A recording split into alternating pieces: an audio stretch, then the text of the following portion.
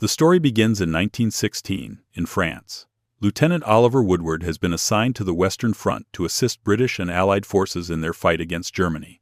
30 feet below the front line, Oliver moves through a network of tunnels, searching for Sergeant Simpson. As he makes his way through the dark passageways, he meets Tiffin, who is stationed at the listening post, an underground listening point used to detect German activity, especially if the enemy is trying to dig their own tunnels. Tiffin reports that he has been hearing sounds and believes the Germans are tunneling toward them.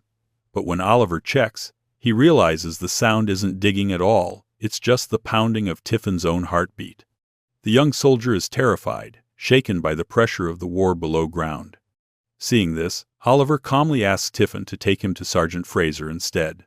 Soon, they arrive at the miners' rest area. Oliver introduces himself as their new commanding officer, and meets the men Tomo, Billy, Morris, and Fraser.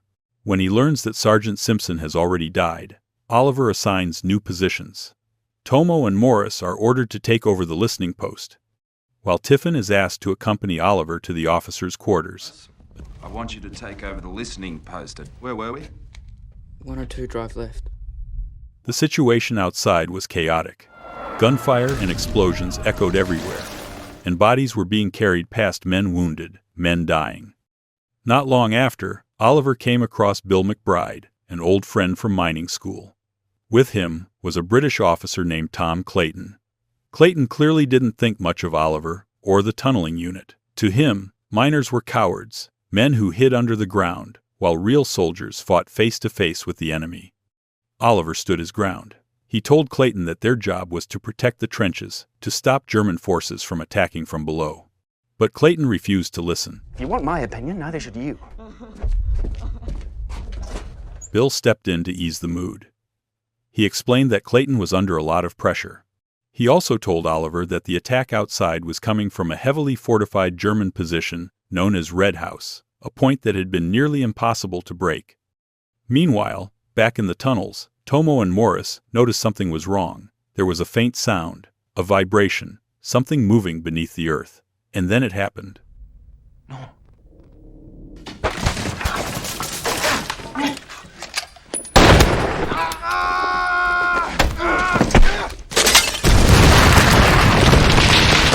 Suddenly, Bill received urgent news.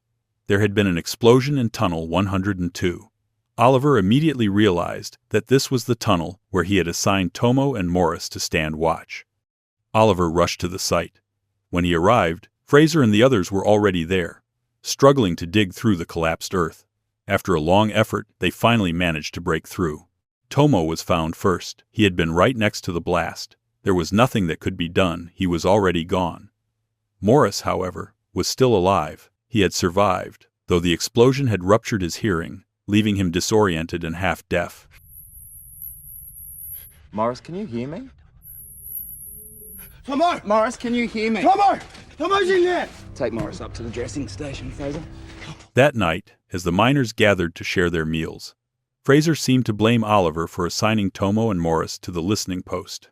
He openly questioned Oliver's judgment, saying he knew nothing about the tunnels compared to those who had been stationed there for months. When Oliver came by to hand out cigarettes to the men, Fraser refused the offer and simply turned away, showing he had no interest in acknowledging him. Suddenly, a colonel arrived with urgent news. The Germans had set up a machine gun position inside Red House, and if they opened fire, the bullets could cut straight across the trench line. The entire front could be wiped out. Because Oliver was the explosives expert, the colonel ordered him to destroy the building. Oliver suggested digging a tunnel directly beneath Red House, but he needed 3 days to complete it. They didn't have 3 days. So the colonel gave a new directive: the job had to be done tonight, from above, by sneaking across open ground under the cover of darkness. For the tunneling unit, that was completely different terrain. They were trained to work underground, not to crawl through no man's land with bullets overhead. The room fell silent when Oliver asked for 2 volunteers to go with him. No one moved, until, finally, Fraser stood up, and Morris, still shaken, still half-deaf from the blast, rose and stepped forward beside him. I'll need 2 men. I'll go, sir. You don't have to, Morris. Want to, sir? I'll go. Before they even left the trench line, Some of the British soldiers nearby laughed at them. To them, Oliver and his men were just miners, good for digging holes, not fighting a real battle on open ground. Slowly, they crawled their way across the field toward Red House, careful with every movement. A few flares shot up into the sky, lighting the battlefield in harsh white light. Each time, they froze, pressing themselves flat against the ground, waiting for the darkness to return. But they made it. They reached the target. Working quickly and quietly, they planted the explosives and began running the detonator cable back toward a safe distance. But the line came up short. They hadn't laid enough cable. Go!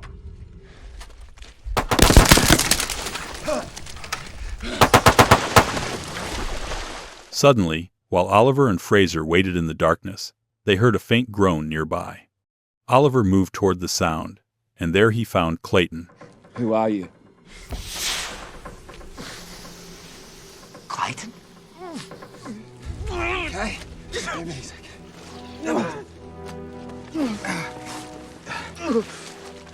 He had been shot earlier, hit by machine gun fire while trying to cut the wire so the others could get through. Even though Clayton had never liked him, Oliver didn't hesitate. He tried to steady Clayton's breathing and told him he was going to be all right, even though both he and Fraser knew the wound was fatal. When Morris finally arrived with the detonator, they quickly connected it to the cable and prepared everything for the blast. Once everything was set,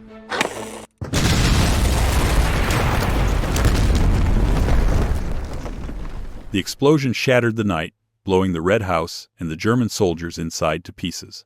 After the blast, Clayton, who was already too weak to move, took his final breath.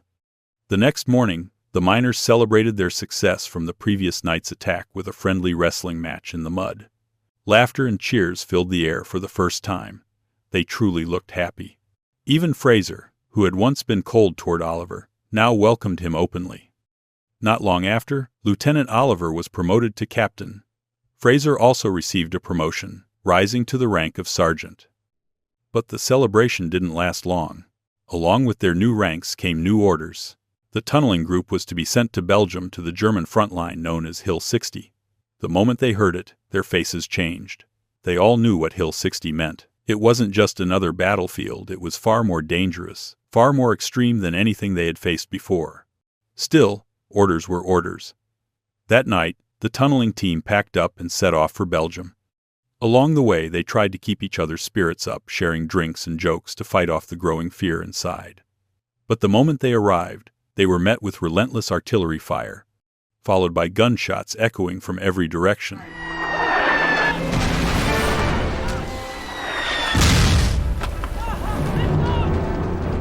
To reach the trenches, they had to cross open ground completely exposed. They moved fast, crouching low, trying to dodge the bullets. But in the darkness, Walter, Tiffin, and Billy became separated from the group. The longer they stayed apart, the greater the danger became. Walter started to panic as the distance between them grew wider. Realizing the risk, Billy made a desperate choice. He would act as a decoy, drawing the enemy's fire so that Walter and Tiffin could make it back to the others. Walt, we can't stay here, mate. I'll go to the left, draw crabs. Soon as you hear that MG open up, you run like buggery. Don't bloody stop until you get to the sap. Come on, Walt! The plan worked. Walter and Tiffin reached safety and rejoined the team. But as Billy ran to catch up only a few steps away from safety, a German bullet struck him down. He collapsed, falling right before his friend's eyes. Not long after, they finally reached the trenches, only to find countless bodies lying lifeless in the mud. The sight was heartbreaking, but Oliver didn't want his men to dwell on it. He quickly ordered everyone to move on, including Tiffin, who stood frozen, devastated at the sight of Billy's body among the dead.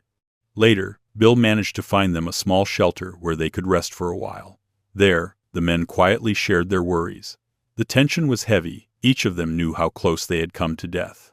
One of the men finally spoke what everyone else was thinking. He didn't want to be out in the open again, not after everything they had just survived. The next day, Oliver and Bill went down into a tunnel the Canadian unit had been digging for 3 months. This tunnel was different from the ones Oliver had worked on before. It ran below sea level, and water constantly seeped in, collecting in low spots. Men had to pump water out by hand, just to keep the passage usable. They pushed deeper. At about 90 feet down, directly beneath Hill 60, they met Major North, the leader of the Canadian tunnelers. He walked them through the layout: heavy clay soil above, a layer of sand below, and the constant problem of water pressure from beneath.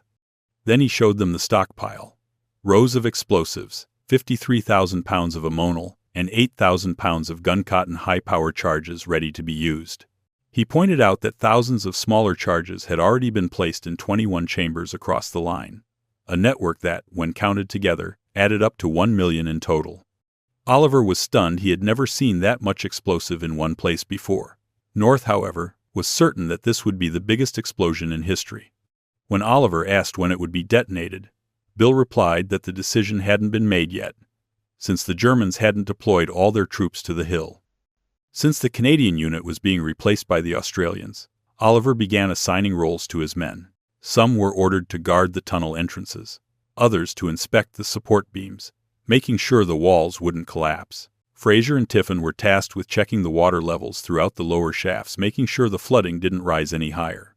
Once everything was set according to plan, Oliver went outside to observe the German defensive line. But suddenly, on the German side, Sergeant Baybeck, the officer in charge of their defenses, noticed something unusual. A patch of blue clay had been pushed to the surface. He knew that type of clay only existed about 25 feet underground, which could only mean one thing: the enemy was digging a tunnel beneath them. He reported it immediately, but the German general dismissed the warning. He believed it was impossible to dig that deep and move that much earth without being noticed. Meanwhile, on the Allied side, Captain Oliver had been grazed by enemy fire. The bullet struck his helmet, knocking him down, but he survived.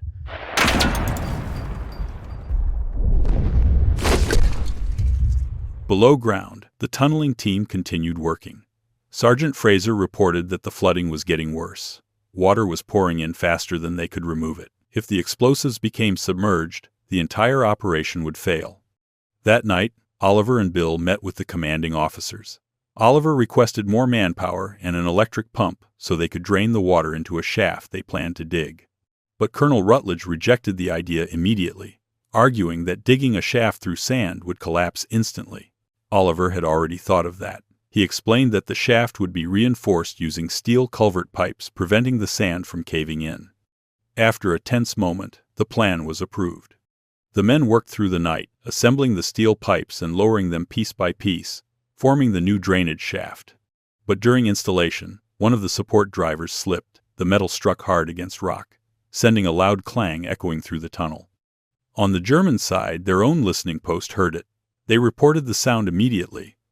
After the well was finally completed, the pump was turned on. But when Oliver went to check if his plan had worked, the water still wouldn't come out. Major and Colonel Rutledge, clearly disappointed, began to walk away. But after only a few steps,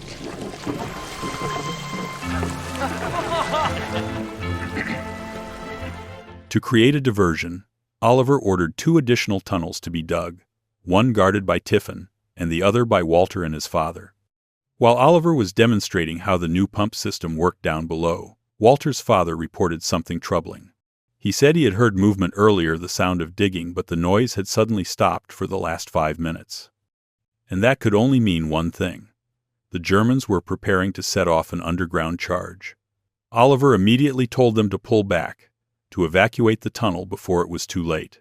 But Colonel Rutledge disagreed. He refused to believe the threat was real, and ordered Walter's father to go back inside and continue the work. And only moments later, Sir,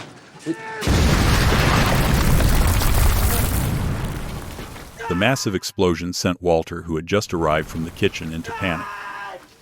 His father was still down there. In truth, his father was still alive, but completely buried, and the air had already run out. In the end, there was nothing that could be done to save him. A few days later, Tiffin stood guard and continued creating diversions at Post 1. However, on the other side, the Germans began to realize Oliver's strategy. Sergeant Baybeck reported to his superior that he had noticed something suspicious. They soon realized that the noises they'd been hearing were merely distractions, meaning the Australians could be digging even deeper beneath Hill 60, directly under their position. After reviewing all the reports from the listening posts, Sergeant Baybeck was immediately ordered to locate the enemy tunnels and destroy them. Meanwhile, Captain Oliver received new orders. He was told that all the mines were scheduled to be detonated within the next 36 hours, and his unit's job was to blow Hill 60. He was also informed that 21 charges would be set off in sequence, with Hill 60 required to be the final detonation. While everyone was busy preparing the equipment, Tiffin reported hearing movement from the German side. To confirm, Oliver went straight to the spot where Tiffin had heard the noise.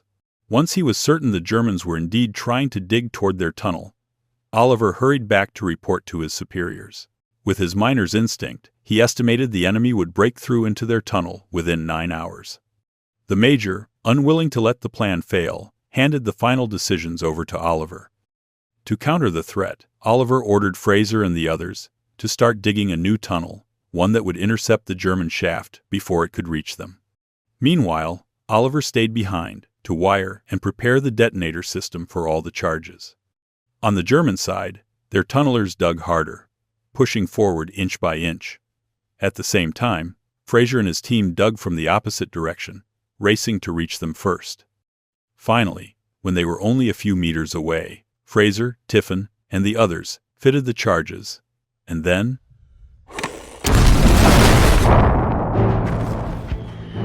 They did it. After the German tunnel was successfully destroyed, the major announced that in 5 minutes, all the remaining mines would be detonated. The battlefield fell completely silent. Every sound of gunfire and shelling suddenly stopped.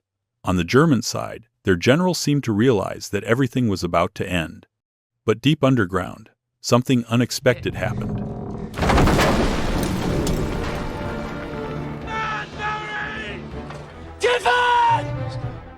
Tiffin was trapped. He had been working at the far end of the tunnel.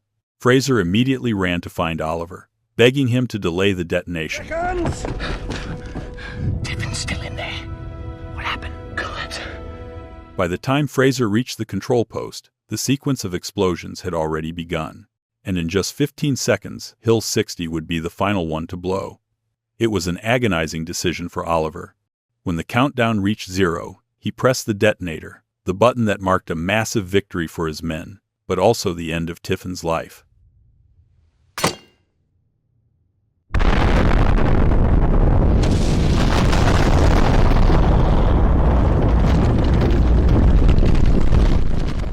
Four years later, on the day of his wedding, Oliver broke down in tears as he prepared himself, haunted by the memory of that moment when he couldn't save Tiffin.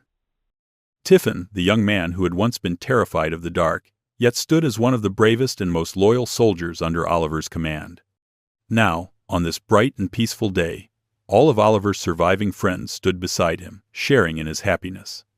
In 1919, Oliver was awarded a Medal of Honor, recognized as one of the few miners whose courage helped shape the course of the war. From his marriage, he went on to have 3 children, and he lived a long life until his passing in 1966.